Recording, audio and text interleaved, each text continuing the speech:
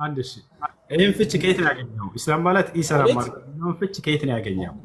አንተ ከየት አመጣው? ሰላም ማለት ኢ ማለት እኮ ራሱ አፍራሽ እኮ ነው። ኢ ማለት ኢ ሰላም ሲባል የሰላም ጸር ማለት ነው። በነገራችን ኢ ሰላም ሲባል የሰላም ጸር ማለት ነው። ኢ ማለት የሰላም ጸር ማለት ነው። ኢ ማለት የሰላም ጸር ማለት ነው። ኢልማ ተረዳሁኝ። ኡ ማለትስ? አቤት ኡ ማለት ኢ ማለት የሰላም ጸር ማለት ነው። ትክክል ነህ። ኡ ማለትስ ነው ማለት ነው። ለራሱ እኔ አስታውን እኮ ከቁርአኑ መጽሐፍ ከመጽሐፍ ማስረጃ እየጠበቅኩ ነው።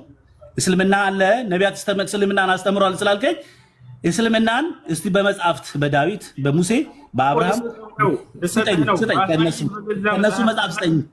በገዛ መጽሐፍ ላይ ባሳየህ ሙስሊሞች ስጠኝ። አይ ወደ አያስፈልገው ስጠኝ፣ ክፈትና ስጠኝ። አያስፈልገውም ወሬ ባሳየህ ትሰልማለህ። አትፍራ። ሎቱ ስብዓት አሁን ይሄ ይኸውልህ እኔ ሳይሆን ከታች ያለው ኦዲየንሱ ይማርበታል። ማስረጃ ክፈት። ማስረጃ ለእኔ ተው። እኔ ካንተ በላይ አውቀዋለሁ ስለ መጽሐፌን፣ ግን ክፈትና አሳየኝ። ክፈትና አሳየኝ እኮ ተስማማን እኮ ላሳየህ ነው። ግን 80 አዱ መጽሐፍ ቅዱስ አለን። አንዱ ላይ ስለ እስልምና የሚባል ሃይማኖትን የተከተለ ያስተማረ ካለ አምጣና አንዳቸውን ግለጥልኝ። ዝም ብለን ወሬ አናውራ፣ ጊዜ አናባክን። አምጣና ለስድብ እኮ ነው የምትሰበው። ተረጋጋሽ። እሺ ማን ነበር? ዘሚካኤል ነው ስምህ? ሚዮተራን ሰው ማን?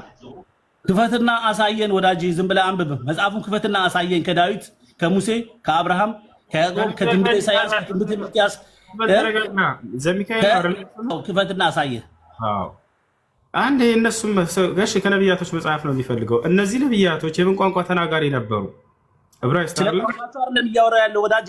አሁን እስልምና ሰብኳሉ እያልከኝ ስለሆነ ስለ እስልምና ከማመድ በፊት የሰበከ አንድ ነቢይ ስጠኝ ነው እያልኩ ያለው። ቆይ አንዴ፣ እነዚህ ነቢያቶችን ጠራህ አይደለ? መጽሐፋቸው በምን ቋንቋ ነበር የተጻፈው እያልኩህ ነው። ማወቅ አለብን እኮ ያንን። በምን ቋንቋ ነበር የተጻፈው? በአማርኛ ቋንቋቸው አይደለም። አሁን እያወራለን ስለ ቋንቋቸው አይደለም፣ ስለ እስልምና ሃይማኖት። በምን ቋንቋ ነው የምንግባባው? ታዲያ ከእንዲህ አይነት ጋር ከይቅርታ ጋር ኢየሱስን ተከትዬ ነው ደንቆሮ እያልኩ የምሰድባችሁ። መጽሐፍ ቅዱስ ላይ ኢየሱስ ሲያስተምር እናንተ ደንቆሮ ይችላል። አንዴ አዳም፣ አንዴ እነዚህ ነቢያቶች የጠቀስካቸው አሁን የምን ቋንቋ ተናጋሪ ነበሩ? መጽሐፋቸው በምን ቋንቋ ነው የተጻፈው? ወደ መጽሐፋቸው እንደሄደልህ ዘንድ ማለት ነው። በአማርኛ ነበር ሲያስተምሩ የነበረው ወይንስ በዕብራይስጥ ነበር? ንገረኝ። ላስመርጠ ወዳጄ ሰማኛ። እኛ እንደ ቁርአን በአረበኛ ቁርአን ከአረበኛ ውጭ ያለው ቁርአን ኮፒ ቁርአን ላይ ምን አስኬደህ? የምን ቋንቋ ተናጋሪ ነበሩ እነዚህ ነቢያቶች? ለእውቀት ነው አይደለ? ለመማማር ነው አይደለ? ኦዲየንስ እያልክ ቅድም ስትናገር ነበር። ቢያንስ ለነሱ ክብር አዳምጠኛ። ጠየቀኝ አይደለ? ልመልስልህ። ጠየቀኝ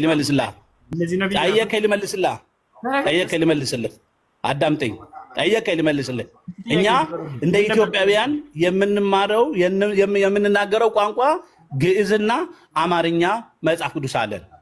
ሌሎች ሀገራት በየቋንቋቸው ይማሩበታል። እኛ ደግሞ እንደ ኢትዮጵያውያን የምንማርበት ግዕዝና አማርኛ መጽሐፍ ቅዱስ አለን። ደግሞ እየጠየኩ ያለሁት ስለ ነቢያቶቹ ነው። ገብቶሃል አይደለ? ሌላው ስለሌላው ሀገርና ኢትዮጵያ አይደለም።